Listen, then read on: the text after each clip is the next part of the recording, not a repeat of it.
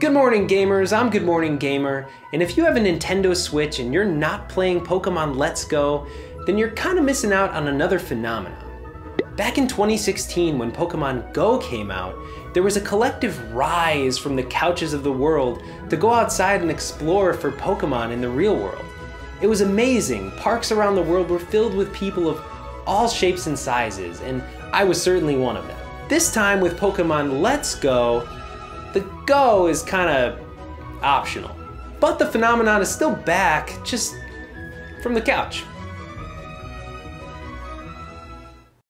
Pokemon Let's Go breaks new ground as the first console game of the Pokemon RPG world. This time you're back in the Kanto region, the same worlds that were explored in Pokemon Red and Green, the very first games. It's this beautiful melding of old meets new, with familiar places and sounds brought to the current day on your HD TV. And since the Switch itself is portable, you can also play this game as the originals were meant to be played, on the go. So let's talk about what's new and why I think Nintendo has delivered an absolute gem.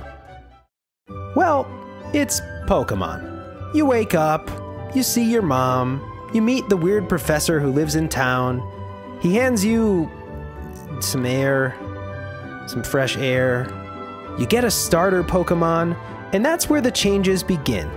Depending on the game you get, you either get Pikachu or Eevee as your starter. I never really liked the two identical games on sale at the same time tactic, because some people who can't make a decision just buy both. And that's just not necessary. See? You can have both. Anyway, you meet your hometown rival, have a quick battle, and set off to explore Kanto.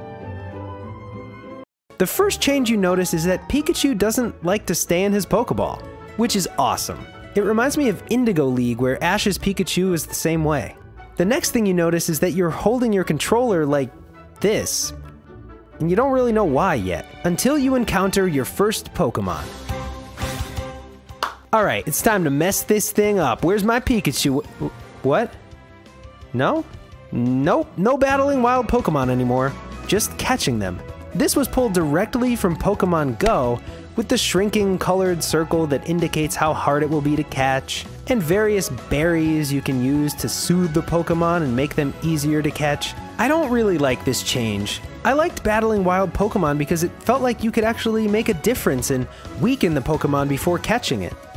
But there's no more Bill's PC, and instead you have a huge inventory of caught Pokemon that you send back to Professor Oak or train up, like in Pokemon Go.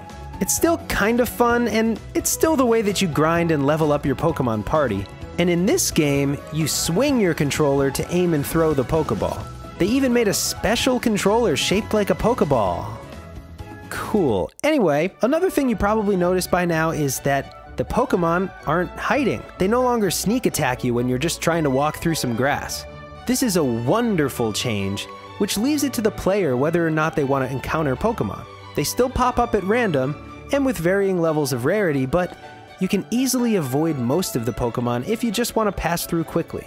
And although you can't fight wild Pokemon, there are still tons of trainers looking to battle. There are all the classics like bug catchers and even youngster Calvin, and of course, gym leaders. And just like in Pokemon Yellow, Jesse and James from Team Rocket blast off at the speed of light and show up with their Meowth. How cool is that? Probably my favorite update is that your Pokemon can now follow you around the map. You can have any of your Pokemon travel with you outside of their Pokeball. It was really fun to catch a new Pokemon and find out how it would follow you around. Mankey runs out ahead of you like the high-energy monkey that he is. Graveler rolls in a big ball behind you, and some you can even ride. Such a cool new feature that brings you even closer to your Pokemon. And the thing everyone should be excited about is that you can now train all 3 classic starter Pokemon easily. You'll find trainers throughout Kanto willing to give you their Charmander, Bulbasaur, and Squirtle. I'll probably do another playthrough where I don't use all 3 in my party, but for the first run, yeah, I'm gonna go ahead and cave. And oh, that glorious classic Pokemon music. I can't think of a more energizing and adventurous soundtrack. All of the music is familiar but tastefully upgraded and reorchestrated. Exploring the city is calm and peaceful.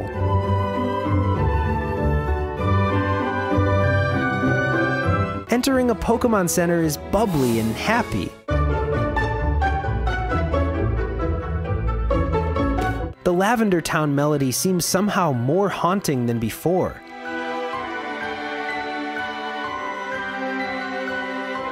I love Pokemon music for working or background music, but especially for playing Pokemon. Everything else in the game feels so quintessentially Pokemon. It's perfect. The worlds are so beautifully designed. Not too realistic, but 3 steps ahead of anything we've seen in the past. The level of detail is great. Your character now casts an intricate shadow, in which you can even see Pikachu's tail. NPC expressions are delightful, ranging from jolly and happy to crazed, even angry. The animation when you toss your Pikachu into battle, it feels so exciting. And I love how after Pikachu wins a battle, he kind of looks back at you like, "You see that?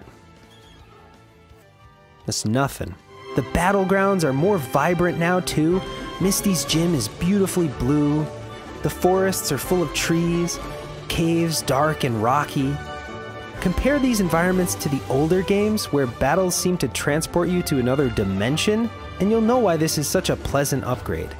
It wasn't necessary, but it certainly adds to the interconnectedness of the world. And not to mention the scale of each Pokemon is now more accurate. And Onix is big.